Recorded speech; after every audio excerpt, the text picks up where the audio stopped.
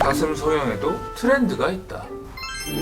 가슴 성형에서의 트렌드는 분명히 존재합니다. 크기에 대한 트렌드도 존재하고요. 촉감에 집중을 하냐, 모양에 대해 집중하냐 이런 것도 존재하고요. 굉장히 꽂히는 포인트가 시대별로 다양하게 존재하고 2, 3년마다 요즘에는 바뀌는 것 같아요. 현재 지금 이거를 촬영하고 있는 2023년의 트렌드는 보형물 크기를 과하지 않게 설정을 하는, 그러니까 가슴의 크기는 풀비에서 남는 C컵 정도로 설정을 하고 촉감에 조금 집중을 하면서 최대한 내 몸과 밸런스가 잘 맞는 가슴을 만드는 게 현재의 트렌드인 것 같습니다.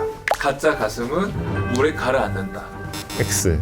이거 저번에 저희가 실험한 적 있죠? 그때 안 가라앉았죠? 오히려 둥둥 떴죠? 예전에 제가 이거 개인적으로 궁금해서 실험을 진행을 했었는데 보형물을 물에 띄워봤거든요? 물에 띄워봤는데 안 가라앉더라고요. 그러니까 보형물의 비중이 물과 동일해가지고 저는 그냥 가만히 있을 줄 알았는데 오히려 살짝 뜨려고 하는 경향이 있어가지고 생각해보니까 그게 부력 때문에 그랬었던 것 같아요. 물에 뭔가 물체가 들어가면 부력이란 게 있으니까 그 영향으로 뜨기는 하더라고요. Y자 볼 가슴이면 수술한 가슴이고 I 골이면 진짜 가슴이다. X.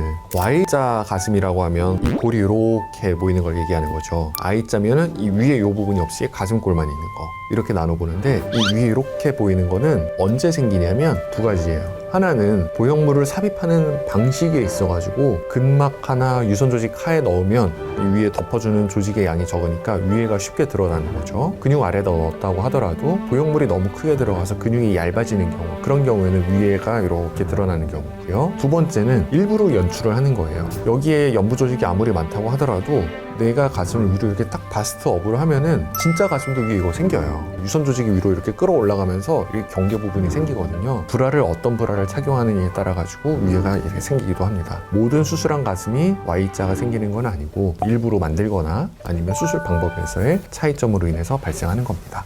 수술 방법별로 촉감이 다를 수 있다. 보형물을 둘러싼 이 조직의 두께는 당연히 수술 방법에 의해서 달라지죠. 근육 밑에 넣느냐, 유선 조직 밑에 넣느냐, 근막 밑에 넣느냐. 두꺼우면 두꺼울수록 촉감은 좋아지게 마련입니다. 따라서 보형물을 삽입하는 레이어, 수술 방법에 따라 가지고 촉감이 달라지는 거는 맞습니다.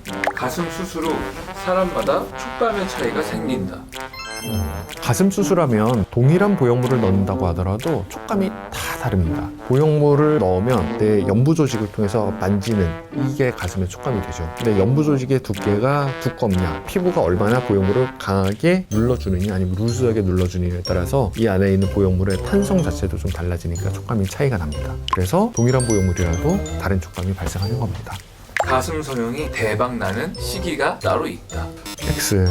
그런 건 없죠. 대박나는 시기는 따로 없고요. 봄, 여름, 가을, 겨울 이런 건 전혀 없습니다. 많이들 겨울에 하면 염증 안 생기고 쉽게 상처 안 무니까 겨울이 좋다라고 생각을 하셔서 실제로도 겨울에 성형외과가 성수기에 진입을 하긴 하는데 전혀 그런 거 없고요. 어떤 의사 선생님을 만나서 어떻게 상담을 하고 수술을 진행하느냐, 이게 가장 중요합니다. 가슴 수술하고 선글라스를 꼭 써줘야 한다. 네, X.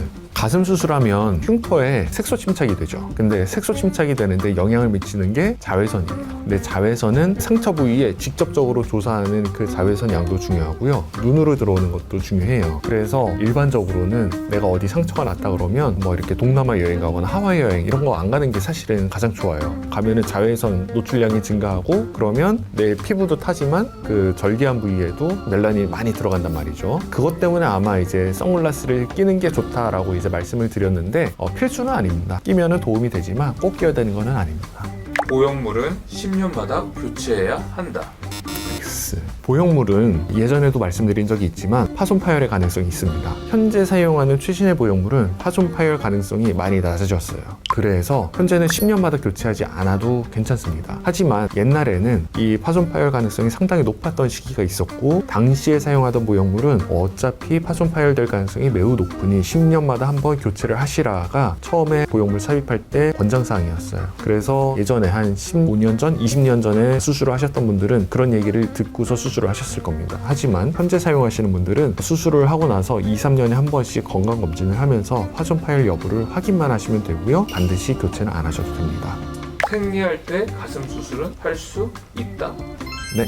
생리할 때 당연히 수술할 수 있죠. 생리를 하게 되면 물론 출혈성이 약간 증가하는 것은 사실이지만 수술하는데 지장을 줄 정도는 전혀 아닙니다. 그래서 생리 중이라고 하더라도 가슴 수술을 포함한 모든 외과적 처치는 받으셔도 괜찮습니다. 자연산 가슴, 인공 가슴을 구별할 수 있다. 저요? 아니면 원장님이세요? 저요? 혹시 바로 육안으로도 바로 아실 수 있나요? 아니 그냥 이렇게 입고 있으면 모르죠. 옷 다 입고 있으면 알기 어려운데 네. 저만의 그 방법이 있습니다. 비밀이신가요? 네, 영업 비밀입니다. 가슴 성형한 사람은 죽어서 화장을 하게 되면 보형물이 안 녹는다. 이것도 마찬가지로 예전에 좀 찾아봤는데 실리콘에 녹는 점은 화장장에서 이루어지는 그 녹는 점에 비해서 한참 낫습니다. 그래서 수술을 하고 나면 다 같이 연소되니까 혹시라도 후손들에 의해 가지고 놀림감이 될까 걱정 안 하셔도 괜찮습니다. 네. 가슴 수술 후 반드시 거북목이 온다. 거북목은 당연히 이제 가슴 수술을 한다고 오는 건 아닙니다. 거북목은 척추 기립근이라든지 이제 코어 근육 뭐 이런 것들이 좀 약화됐을 때 이제 올 가능성이 높은 거고요. 마찬가지로 이제 가슴 성형을 하는데 내가 이제 근육량이 좀 많이 부족하거나 가슴에 너무 큰 보형물을 넣었다 그러면 가능성은 분명히 있지만 그런다고 해서 무조건 오거나 올 가능성이 높은 거는 절대 아닙니다. 성관계를 자주 하면 가슴이 커진다. X. 당연 아니죠. 성관계와 가슴 크기의 상관관계는 없습니다. 가슴 크기는 잘 알려진 대로 여성 호르몬의 그 분비량 그리고 그거에 따른 가슴 발육의 그 유선 조직의 크기가 결정을 하는 거기 때문에 성관계를 한다고 해서 혈류량은 증가할 수 있을지라도 실제 유선 조직 양에는 변함이 없고 가슴 크기는 커지지 않을 겁니다. 마지막 질문인데요. 원장님 따님이 성인이 된 후에 가슴 수술을 시킬 수 있다? 당연히 아니죠. 당연히 아니죠.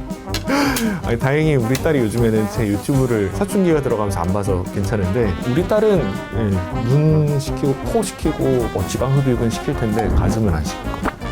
안 되지.